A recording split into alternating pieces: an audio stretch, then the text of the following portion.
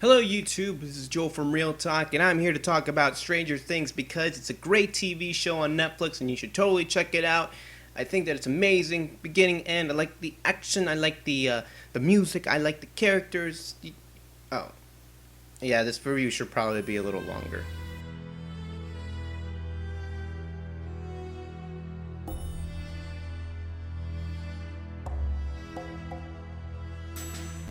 Stranger Things is definitely one of the best TV shows that I've seen in recent memory. Not because of its homage to the 80s, not because of the little Easter eggs it leaves for all the 1980s generation that grew up with that culture. Not just because of that, but because the TV show has characters in it that you just gravitate to, the people that you just care about, the people that have great backstory, who have good chemistry together, and just work in this universe. I think that what benefits Stranger Things is not that it's an 80s homage movie, not just that, although that's a good thing, but because it's well grounded like any Netflix TV show is nowadays, because it is an emphasis on the characters within the 80s universe, not 80s culture with some characters in it, with some stereotypes, although there are some stereotypes in this, but the only difference is that they're not left as stereotypes. They're explored. All of these characters have a stereotype that they kind of break the bond, and then you just forget about it and you just follow their character. From the jerk pretty boys to the nerdy kids to the drunken captain of a police department to a divorced mother, you have a lot of different characters that are just explored from different types of generations, different types of ethnic groups, from different types of demographics. And that's what makes this show so good, is that they're blended together within this great story. And when you see a TV show like Stranger Things, you pay attention to the 80s culture, but you're also caught within these other characters and you're following the storylines that follow within it. And before I go into more detail of why this TV show just worked, I'm going to warn you there are some spoilers in this, because this is impossible. You got to talk about the good things in this TV show, and you can't do that without some spoilers. So if you haven't seen Stranger Things, at least maybe episode 1 or episode 2, you should probably back away. If you've seen episode 1 and you're still thinking if you like it or not, then I don't know what's wrong with you, because after the first episode I clicked play in the next thing and I just kept going. But if you're still contemplating watching the TV show in general, keep watching, because I think that this TV show works for a lot of different things. So the kids are looking for their lost friend that got lost after a bike incident, and the mother and the older brother cannot find him. So they're taking advantage, and they're like, you know what? We know exactly what we're doing, and we're gonna go find him. And while you're like, these are just kids, you're also like, well, yeah. I mean, when this movie has inspiration from the movies Stand By Me in the 1980s, those boys were very, very much of a, hey, we're going to do this crap ourselves. We're going to take care of this ourselves. Kind of like a little bit like Sandlot, too, which is more of a 90s movie. But you know what I'm getting at. You know, the small nerdy group, the small group within, just do whatever they can to rescue somebody. And I think that's great, because these characters speak naturally. They speak like real human beings. And it's a true testament to the script, the direction, and the actors, because these actors were not born. They didn't grow up in the 1980s. So they were kind of fed these lines, but they were also directed properly to act like children. You know, they were not acting. They were just children in the TV show. And that's great. When you don't notice an actor acting, that's when they're doing their job right. And these kids were doing that. And probably the greatest actor as a kid was the character of Elle, or 11. You know, she's a grounded character, has a lot of tragic flashbacks that you just absolutely get the spies up. You see her origin story and the man that does these experiments on this poor little girl, and you're just like, what kind of screwed up human being does this? And that's great, because it makes you relate to her character. It makes you sympathize with her, even when she does terrible things. Like, she kills in this TV show, but you're like, yeah, kill them. You're like, no, you're not like, yeah, kill them. Yay for killing people. You're like, yes, get your revenge, get your retribution, because you don't owe anybody any mercy after what the government did to you, after what this man did to you, you know. And she's not just a character full of full of revenge and anger towards every human being that were involved with this, but she also has some faults to her. She's still a little girl that's very suspicious of life. She's intrigued by the idea of friendship. That's why she bonded so much with the group of boys. There were no girls in that group, so the guys were like, ew, girl. But no, the girl just integrated herself well with all the other characters, and her superpower, kind of like Jessica Jones, wasn't too much of a focus. Although the boys were like, yeah, our friend's got superpowers, yeah, they didn't really expose her. They didn't say, do this for us, do that for us, because that's just not cool. You wouldn't do that to anybody. And she wouldn't take it as well. And just another great group of characters that I really enjoyed seeing the entire show. They were just one of the best parts of this TV show. So how about the teenagers in this TV show? Oh my gosh, Nancy, Jonathan, and Steve. These three teenagers were the main point and were the main focus the entire series. Three characters, and one of them was a stereotype in the first episode. But you're focused on all of these three characters because of the arc they go through. At the very beginning, all three sort of stereotypes. Nancy is a girl raised by her parents to be this perfect grade A student with the nerdy friend, who, by the way, no spoilers, I'm not going to go too much into that spoiler, but that character is very important. You got to watch for her in episode 1 or 2 and how she kind of has an effect for Nancy. And but her character, Nancy, man, she is so easily manipulative. It's not even funny, because whenever bad things happen to her, you're at the same time, you're like, oh, that sucks. You're also like, well, yeah, you kind of caused that, so it's kind of your fault. But at the same time, she has regrets of a lot of things that she does, and she's very much of a real character because of the different issues that she comes to. And the same thing goes for Jonathan. Jonathan's another character that just went through a lot of bad things in his own life, and kind of pays for being a different person. He kind of pays the price for being different, and that's not his fault. Jonathan, another character that I really found to be entertaining, not just because he's breaking away from his stereotype, but because he has a legitimate concern for everything that happens to him. That's so different, because when they brought his father in, which, by the way, his father and his mother divorced, when they brought his mother in to kind of fix the family and not use the whole the funeral thing. There's a funeral in the middle of it. It's kind of a little story arc that kind of ends quickly, which is why I'm kind of happy it was. It kind of just made you a lot more sympathetic with Jonathan's character and what he does in the entire show. And I'm just so happy to see where his character will end up, because, by the way, there is a season 2. I'm excited to see where that goes. There was a little bit of chemistry between him and Nancy, and you're kind of wondering some stuff. And I was always intrigued when those two were on the screen, because they had really good chemistry the entire time. When they were kind of bickering off of each other's stereotypes. Yeah, you're the lonely girl. Well, yeah, you're the freaking pretty girl face that, is two-faced and doesn't really believe what she does or whatever. And, man, it's real stuff. It's real conflict that you just are intrigued by. It's real good drama, I'll say that. Teenage drama. It's teenager drama. That's just what I'm going to say. And the last teen I want to talk about is Steve. Steve started as a stereotype and freaking jerk, man. I hated Steve. I hated Steve from the first episode, and maybe even after halfway through the season, I kind of didn't like. I still didn't like him.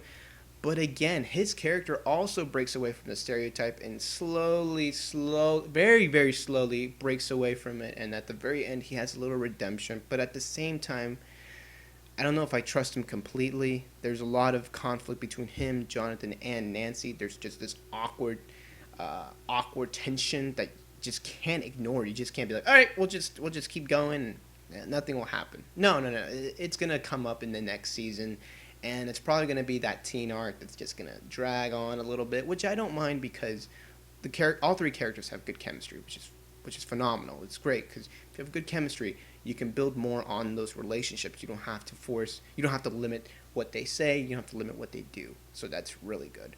Now we're moving on to the adults. Before I talk about the good guys, let's talk about the bad guys, which is just one entity and one monster. The demon lord or whatever, the monster of the movie or the TV show. man, the design of the character, the design of the monster just freaks me out. I was just like, ugh, every time that thing got close to a character, I was just like, get away from me, get it away from me. It was kind of like, the opposite of a pretty flower, a rosebud that's about to sprout, but then it turns into something beautiful. Well, this thing doesn't do that, but it does the same thing. It kind of starts off that way and opens its mouth, and you're just like, ugh. It takes inspiration from like 80s designs of monsters too. It looked real at times. I did see some CGI on it a little bit, and that makes sense because this TV show is not high budget because it's its first season, trying to prove something. So it kind of limited the CG done in this TV show, which actually makes it scarier. So maybe that's a good thing. It's a good thing I feel for this movie. That was my phone vibrating. I'm sorry about that. But let me move on to the I can't remember industries, Kramer Industries or something like that. But they were making this wormhole to another dimension, kind of a crazy experiment. I think they were doing this so that they could travel from the United States to Russia and do quick transportation of troops and spies, and just to get to Russia and to pass through all the the barriers of like the sea and the air, and it goes wrong. It goes wrong, and so two things happen. One, a monster is on the loose and chasing this girl, and then gets lost everywhere else and starts chasing other people. But then you get the little girl running away from the horrible experiments that we're doing to her. She runs away, and she kind of causes the whole thing, but at the same time you're like, no, get out of there. You should not stay there. Get out of there. Be free. The government should not use a child for a weapon. And that's what they were doing. The government was trying to use the girl for a weapon, and that doesn't end well, obviously. You can't do that. And my oh my, our U.S. government just can't learn their lesson.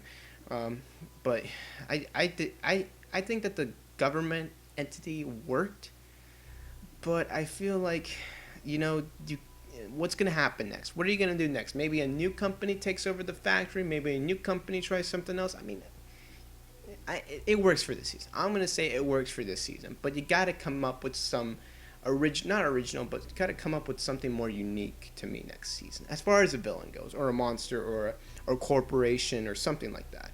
But that's all I'm going to touch on with the bad guys of the TV show, which were not the focus, thankfully. Moving on to the adults, I'm going to talk about Jim Hopper, another great character that was grounded in great flashbacks that were just traumatic for him. At the very beginning of the season, you're just like, oh, he's just a drunken freaking fool working for the police department. What a load of crap is he? You're just like, why is he in the military? Why is he in the police department if he's not really trying to do his job correct? But you understand why from all these flashbacks of how his character relates to. And by the way, these flashbacks the entire season are done great, because they're not just thrown in there and then the person wakes up. They're thrown in there in a moment where there's some connection drawn to the character to kind of trigger that flashback. You're kind of like triggered by the flashback, by an object or by a moment, and it makes perfect sense. And that's how I think you should do a flashback. There's a lot of ways you can do a flashback, but I think that's the best way you can do one. So I was very much happy to see that the uses of flashbacks were done right. And especially for his storyline, because his flashbacks are almost like you can't really relive those moments. You really can't go back in time and fix that, because those events that happened in his past, they just happen. Whereas like if somebody goes missing in a flashback, then that's a different story. But his character, I enjoyed his arc the entire season, how he just slowly started believing into the whole conspiracy of the governments after them. And when he woke up in this trailer the second time, near the end of the season, I was just like, oh, they did something. And they freaking probed him like a freaking South Park. They probed him. But they didn't really probe him. And he kind of went through his way and found his way back into the industry and industrial area. But, his chemistry was good. It wasn't that great.